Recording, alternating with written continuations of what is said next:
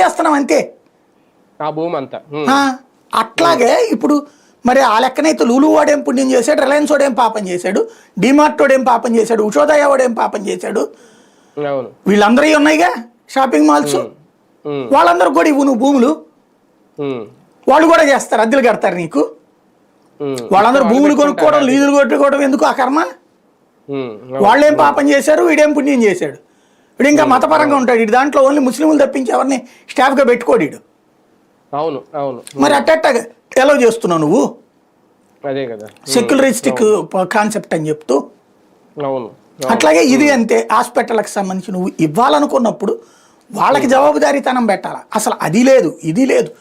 ఏంటంటే ఇవన్నీ ఏదో అద్భుతం అనేటటువంటిది మాటలతో, నోటితో, చర్చలతో చెప్తున్నారు. కానీ ఇవన్నీ ఎట్లాంటి పరిణామాలు? ప్రజలకి సంబంధించి ఏ స్పష్టత లేదు. P4 పేదోడు బాగుపడిపోతాడు, పేదోడిని ఎలా బాగు చేస్తావు? నేను అడుగుతున్నాను, ఇప్పటికి కూడా అదే అడుగుతున్నా.